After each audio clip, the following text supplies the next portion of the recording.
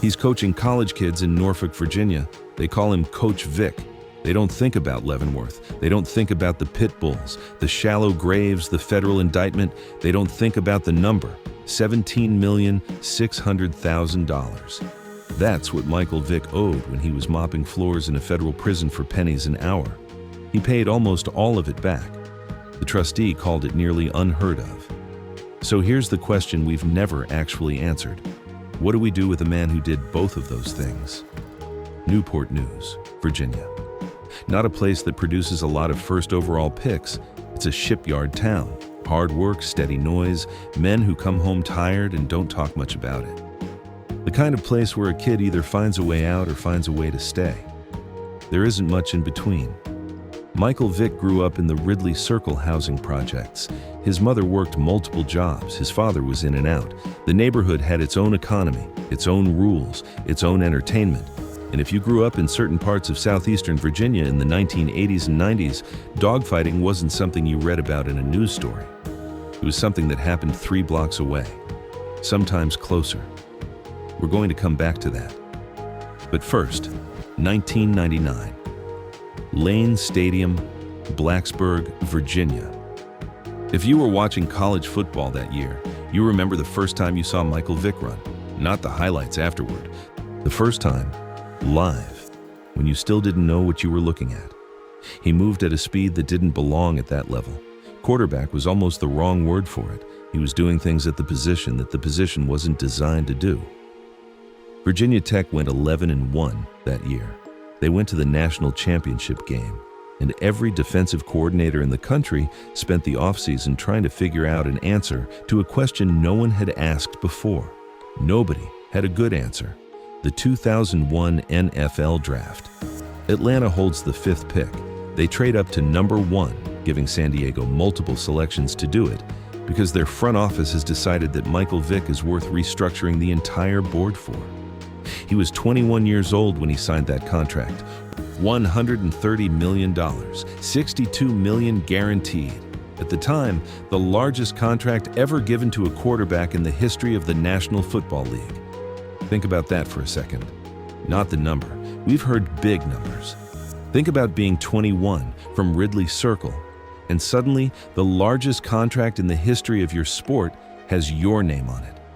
Think about every person from your neighborhood who now knows your phone number.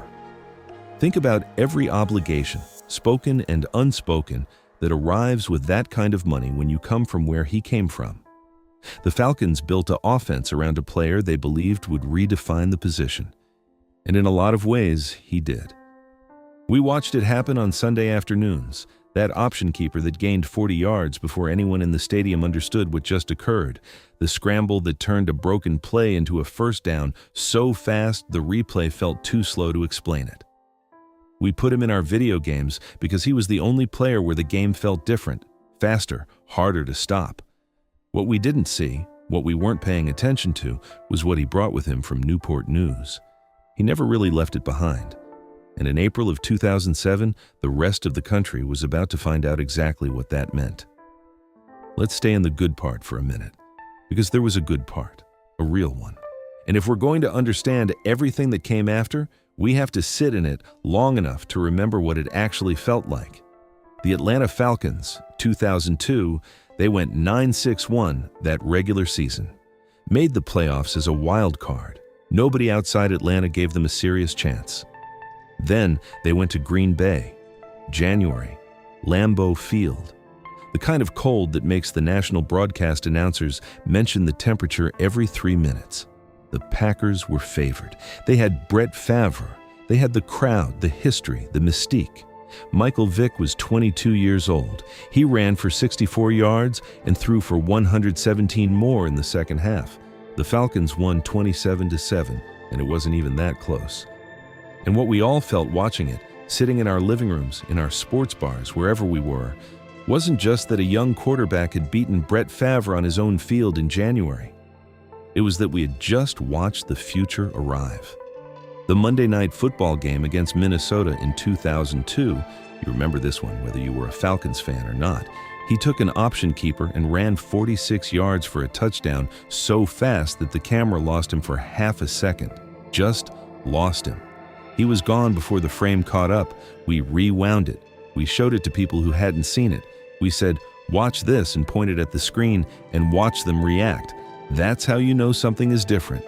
When you need other people to see it too, because you don't quite trust your own eyes.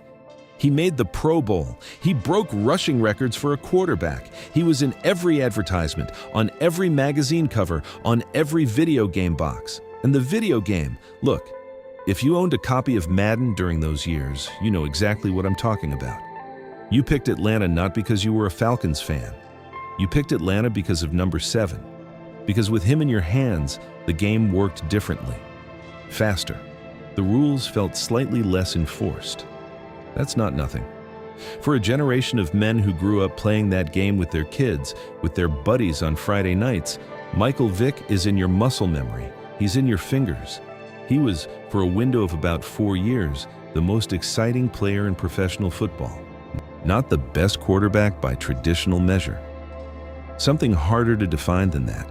He was the kind of player that made you cancel plans to watch a regular season game in November. We don't say that about many people. And then the injuries started. 2003, 2004. The Falcons went 11-5 in 2004 and made the NFC Championship game. And we thought we were watching the beginning of something. A dynasty built around a player we'd never seen before. What we were actually watching was the end. We just didn't know it yet. April 25th, 2007. Law enforcement officers executed a search warrant on a property in Surry County, Virginia, 17 acres, registered to a company called MV7 LLC. The owner of record, Michael Vick. What they found on that property, we're not going to sanitize it because sanitizing it would be a lie of omission and you deserve the actual story. They found training equipment, brake sticks, a rape stand, a device used to restrain female dogs during forced breeding, treadmills designed for dogs, scales for measuring fighting weight. They found 54 dogs, most of them pit bulls, most of them bearing scars. They found 18 dogs buried in shallow graves on the back portion of the property. Federal investigators later documented the methods used to kill dogs that lost or were deemed unfit to fight: electrocution, drowning, hanging. In the indictment, and this is in the public record, this is not embellishment, there is specific language about Vick's personal participation in some of those killings, not just funding it, not just owning the land, participating. We need to stay here for a moment because this is the part where some documentaries move too fast. They give you the facts, they note that it was disturbing, and then they pivot toward the redemption because that's the easier story to tell. We're not doing that. A man who had spent the previous 6 years as the face of a franchise, the most recognizable player in the sport, a man whose jersey was on the backs of kids who had never been to Atlanta. That man had been running a dogfighting operation out of a property he kept specifically for that purpose. For years, the people close to him knew, some participated. When the investigation started, the first move was to blame the other men involved. Cousins, childhood friends, the network from Newport News that had followed him into wealth he could share. When that didn't hold, when his co-defendants started cooperating with federal prosecutors, the only move left was the one nobody wanted to make. August 27th, 2007. Michael Vick pleaded guilty to federal conspiracy charges related to dogfighting. He read a statement. He apologized. He said he had grown up around it, that he took full responsibility, that he wanted to make it right. The country, specifically the part of the country that watches this channel, men who own dogs, who take their dogs to parks, who have a specific and visceral reaction to the idea of an animal being killed for sport, did not want to hear any of it. And that reaction was earned. Let's be honest about that. It was not overblown. It was not a media pylon disconnected from reality. What happened on that property in Surry County was genuinely indefensibly wrong. There is no context that makes those 18 graves acceptable. The context matters for understanding how a man gets there. It does not matter for evaluating whether it was acceptable. December 10th, 2007. United States District Court, Richmond, Virginia. Judge Henry Hudson sentenced Michael Vick to 23 months in federal prison. He was 27 years old. The Falcons released him. Nike suspended his contract. Reebok pulled his merchandise. Every endorsement gone. The $130 million quarterback was, on paper, already worth less than nothing. He was taken into custody immediately after sentencing. There's a photograph from that day. He's in a suit. He's being led out of the courthouse. He's looking at something just off camera, not at the photographers, not at the crowd, just somewhere else. I've looked at that photograph a lot while working on this. I don't know what he was thinking. Nobody does. But I know what he was walking toward. USP Leavenworth, Kansas, a federal penitentiary with a history that goes back to 1903. It has housed mob bosses, spies, soldiers convicted of war crimes, and men the federal government needed to put somewhere serious. In the winter of 2007, it housed Michael Vick. He mopped floors. He worked in the kitchen. Federal prison labor pays somewhere between 12 cents and 40 cents an hour, depending on the assignment, for a man who had made, by some estimates, over $130 million across his career. The math on that is almost too strange to hold in your head. He had time to hold it, and while he was holding it, the financial machinery that his life had been running on for 6 years began to collapse in a way that numbers don't fully capture. July 2008. Michael Vick, still incarcerated, filed for Chapter 11 bankruptcy protection. The number: $17,600,000 in debt, mortgages on multiple properties, business obligations, civil suits from the dogfighting case, debts to people who had done business with him on the assumption that Michael Vick would always be employed by an NFL team. That assumption was no longer safe. Here's the thing about Chapter 11 that most people don't focus on, and it matters for this story. Chapter 7, bankruptcy wipes the slate. You liquidate what you have, you discharge what you can't pay, and you start over with a clean record and zero balance. Millions of Americans use it every year. There's no shame in it. Michael Vick did not file Chapter 7. He filed Chapter 11, a reorganization, a plan, a commitment that said, "I will use my future earnings to pay back the people I owe." He made that commitment from a prison cell. At the time, nobody in the NFL had offered him a contract. Nobody was required to. The league had every reason to look the other way and let him disappear. He had no leverage. He had no guarantee that there would be any future earnings to commit. He committed anyway. We don't know exactly what went through his mind during those 21 months. He's spoken about it in interviews since. The isolation, the reckoning, the specific kind of silence that a man experiences when everything that told him who he was has been taken away. The game, the money, the name on the back of strangers' jerseys. What happens to a man when those things go away? Not to the brand, not to the athlete, to the actual human being underneath all of it. Most of us watching this have never been to prison. But most of us, if we're being honest, have had a version of that moment. The moment when something we built our identity around was suddenly gone. The job, the marriage, the thing we were supposed to be. That's the mortality factor in Michael Vick's story that nobody talks about. He was 28 years old in Leavenworth, and he had already had the career arc that most men never get. He'd had the peak, he'd had the crash, and he was sitting in it, trying to figure out if there was anything left. He was released in May 2009. He had no contract. He had $17 million in debt. He had a federal conviction on his record. He had spent 21 months away from the game that was the only professional skill he possessed. And somewhere, in some NFL front office, someone had to decide whether to give him one more chance.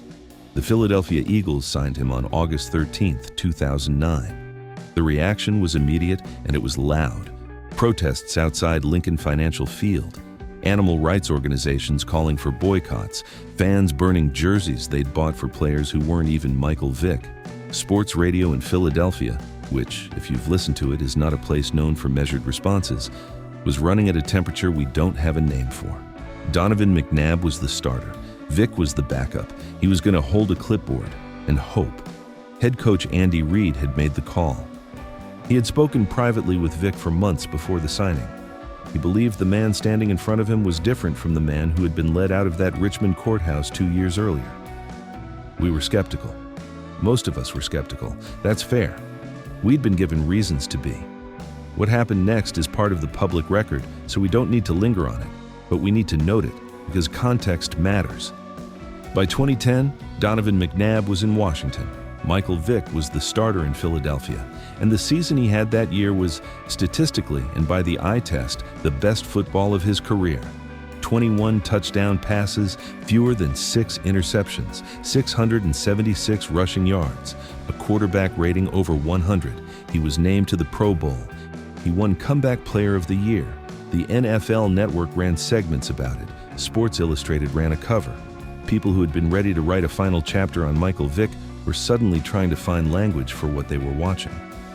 We didn't quite have the language, because it wasn't just that he was playing well.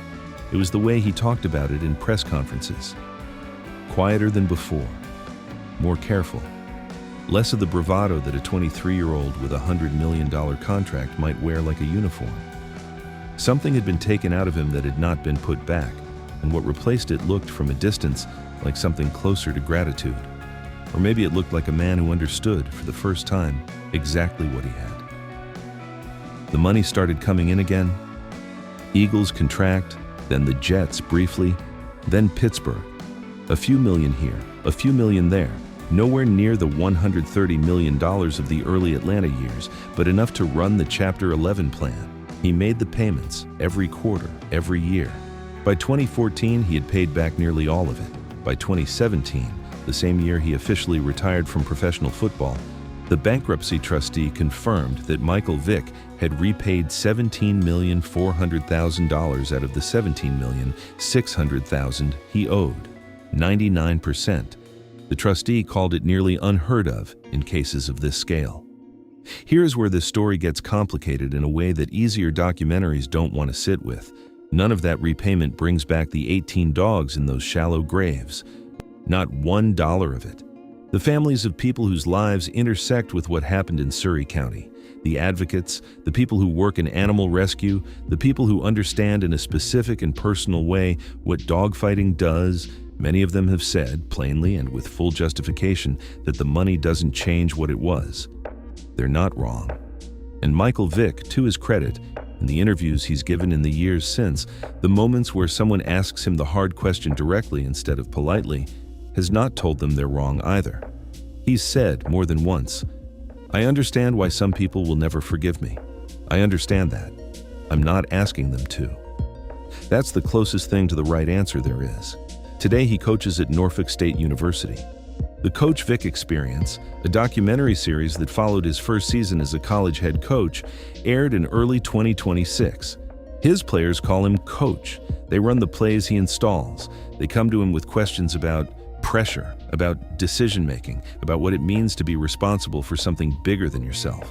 He doesn't hide what he did. When it comes up, and it comes up, he talks about it. He built a business, V7 Hydration, sponsorships, media appearances. The slow accumulation of a post-football life that looks, from the outside, like a man who has found somewhere to put his energy that isn't a stadium. Whether that's enough, we'll get there in a second. But first, I want to note something that I think gets lost in this story. He was inducted into the Virginia Tech Sports Hall of Fame in January 2026. He stood at a podium in Blacksburg, Lane Stadium, where 27 years ago he first made us understand we were watching something different, and he gave a speech. He thanked his coaches, he thanked his teammates, he talked about what the game gave him and what he gave back. He didn't mention Surry County. I'm not sure whether that was the right call or not. I've thought about it. Maybe it was wrong to leave it out. Maybe after 20 years, one speech gets to just be about football. I don't know. I watched Michael Vick play football for the better part of a decade. I had a specific understanding of who he was, a kid from a hard place who ran faster than anyone I'd ever seen, who made the game look possible in ways it hadn't before. Some of that understanding was right. Some of it was a story I told myself because it was easier than the full picture. The full picture is harder. It has things in it that don't resolve. 18 dogs, $17 million. A man coaching college kids in Norfolk who seemed genuinely glad he's there. All of those things are true at the same time. So I'll leave you with the question I can't stop coming back to. If a person can do the worst thing we know about Michael Vick, and then spend the next 15 years doing the work we've described in this video. Who is he? Not who was he. Not who should he be. Right now, today, who is he? That's not a rhetorical question. That's the one we each have to answer for ourselves.